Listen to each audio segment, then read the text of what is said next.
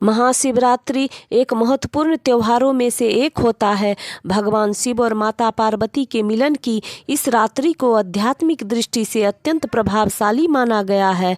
माना जाता है कि इस दिन व्रत करने से साधक की चेतना जागृत होती है और उससे आध्यात्मिक शांति प्राप्त होती है।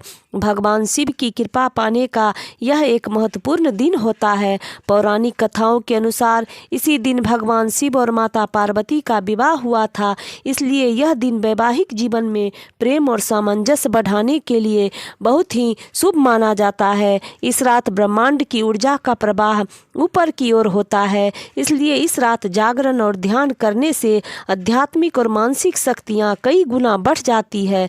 मान्यता है कि इस दिन व्रत रखने से कई जन्मों के पाप नष्ट हो जाते हैं और जीवन में सुख समृद्धि आती है। भक्त इस दिन शिव जी को प्रसन्न करने के लिए विभिन्न प्रकार की सामग्रियां चढ़ाकर शिव जी को प्रसन्न करते हैं और अपनी मनोकामना पूरी होने की प्रार्थना करते हैं। इस दिन व्रत रखने से साल भर की शिवरात्रि के व्रत रखने का फल मिल जाता है, इसलिए इस शिवरात्रि पर शिव जी को प्रसन्न करने के लिए जागरण किया जाता है। इस दिन जागरण का बहुत ही ज़्यादा महत्व होता है। शिवरात्रि शिव की शरण में जाने का पर्व है, अपने भीतर के शिव तत्व को उत्सव मनाने का पर्व है। शिवरात्रि वह रात्रि है जो आनंद प्रदान करने वाली होती है और शिव के साथ सीधा संबंध जोड़ती है। इस दिन भगवान शंकर ने लिंग प्रकट किया था। इसी दिन भगवान शंकर ने तांडव नृत्य किया था, इसलिए इन्हें नटराज भी कहते हैं।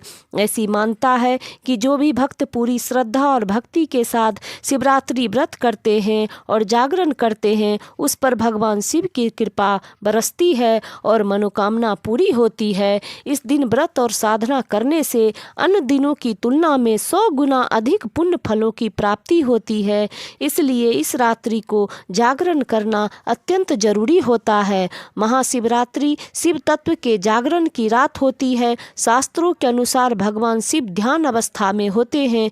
जो भक्त रात्रि जागरण करता है उसका मन भी शिव चेतना से जुड़ जाता है।